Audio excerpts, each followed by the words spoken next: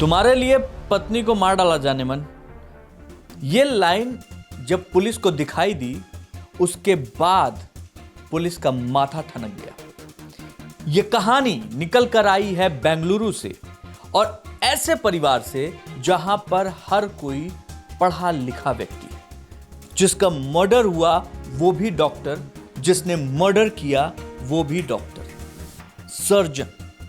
जी हां, आपको एक ऐसी सच्ची कहानी के बारे में बताने जा रहा हूं, सुनकर दिमाग हिल जाएगा। यह कहानी है बेंगलुरु से। डॉक्टर कृतिका अपने पति सर्जन डॉक्टर महेंद्र रेड्डी के साथ बेंगलुरु में रहती थी और दोनों के बीच में सब कुछ बहुत अच्छा चल रहा था। अचानक एक दिन डॉक्टर कृतिका की तबीयत खराब होने लगी। जब तबीयत खराब हुई तो उनका इलाज शुरू हुआ तो इलाज लंबा चलने लगा। एक दिन अचानक डॉक्टर कृतिका की तबीयत खराब होती है, वो हॉस्पिटल जाती हैं। हॉस्पिटल में उनकी तबीयत और खराब होती है, उनकी मौत हो जाती है। 21 अप्रैल के आसपास की ये घटना है, इसी साल 2025 21 अप्रैल के आसपास की। जब मौत होती है, मौत होने के बाद घर परिवार सब लोग बहुत दुखी, बहुत ही छटपटाहट सबके अंदर। डॉक्टर कृतिका की बहन दुखी, उनके पिता दुखी। उसी दुख में अंतिम संस्कार हो गया, सब कुछ चीजें हो गई। लेकिन डॉक्टर कृतिका के जो पिता थे और बहन, उनको बार बार ये बात पच नहीं रही थी कि अचानक से मेरी बेटी की तबीयत इतनी ज्यादा खराब कैसे रहने लगी। क्या हुआ जिसकी वजह से ये मैं अपनी बेटी को खो दिया।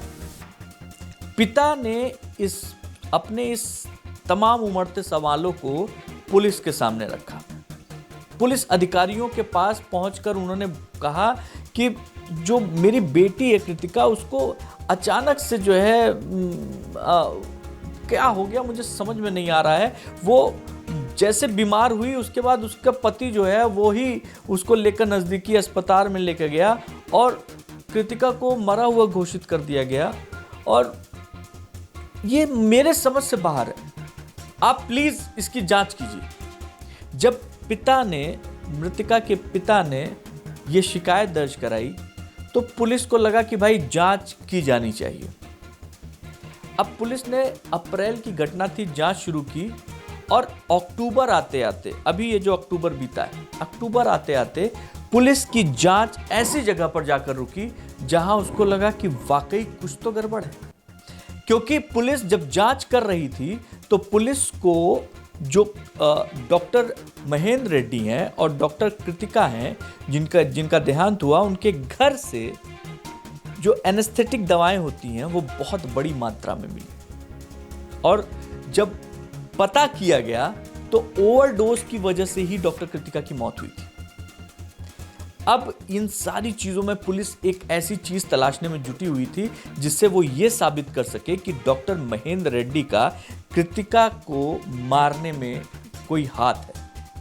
तो जब पुलिस लगातार छानबीन में जुटी थी, सब कुछ कर रही थी, अचानक पुलिस की नजर एक ऐसी जगह पर पहुंची जहां पर बिल्कुल भी किसी को भरोसा नहीं था कि पुलिस वहां तक भी पहुंच सकती है। खासतौर पर इनको खुद डॉक्टर साहब को भी भरोसा नहीं था, क्योंकि डॉक्टर साहब ने तो अपनी जितना भी मेडिकल एक्सपर्टीज है वो इस्तेमाल करके अपनी चीजों को कर दिया था। लेकिन जैसे ही कृतिका की मौत हुई उसके तुरंत बाद उन्होंने एक मैसेज भेजा, मैंने तुम्हारे लिए अपनी पत्नी को मार डाला। और ये मैसेज कैसे भेजा गया था? नॉर्मल मैसेज नहीं था। ये एक जो ऐप होता है जिससे पैसे इधर उधर देते हैं, पैसों का पेमेंट करते हैं आप, ऐसे ही एक ऐप के जरिए, डिजिटल पेमेंट वाले एक ऐप के जरिए ये मैसेज एक लड़की को भेजा गया था। और मैसेज भेजने वाला था डॉक्टर महेंद्र रेड्डी, डॉक्टर कृतिका का पति। 6 महीने बाद जब पुलिस ने, फॉरेंसिक ने ये सारी जांच की, फॉरेंसिक जांच में ये सारी चीज़ें जो निकल कर आई और जब ये डिजिटल पेमेंट ऐप से ये मैसेज निकल कर आया, उसके बाद पुलिस ने 15 अक्टूबर को डॉक्टर महेंद्र रेड्डी को गिरफ्तार किया। डॉक्टर महेंद्र रेड्डी इस अपनी पत्नी की हत्या के आरोप में गिरफ्तार हुए और पुलिस का मानना है कि उन्होंने ये अभी तक की जांच में ये साफ हो चुका है कि वो एक अलग रिलेशनशिप में डॉक्टर महेंद्र रेड्डी थे और उस रिलेशनशिप में पूरी तरीके से आने के लिए रास्ते में उनकी पत्नी कांटा बन रही थी और फिर ये पूरी साजिश डॉक्टर महेंद्र रेड्डी ने बनाई। पुलिस उस महिला के पास भी पहुंची, उसका नाम उन्होंने छिपा लिया है, उस महिला के पास भी पहुंची और उस महिला का बयान भी दर्ज कर लिया गया है और अब पुलिस इस हाई प्रोफाइल जो केस था उसको मर्डर मानकर, मर्डर का तमाम तरीके के सबूत के साथ एक बार फिर कोर्ट पहुंचने वाली है। इसीलिए कहता हूं कि साजिशों का कोई चेहरा नहीं होता और हादसों पर किसी का पहरा नहीं होता। जय हिंद।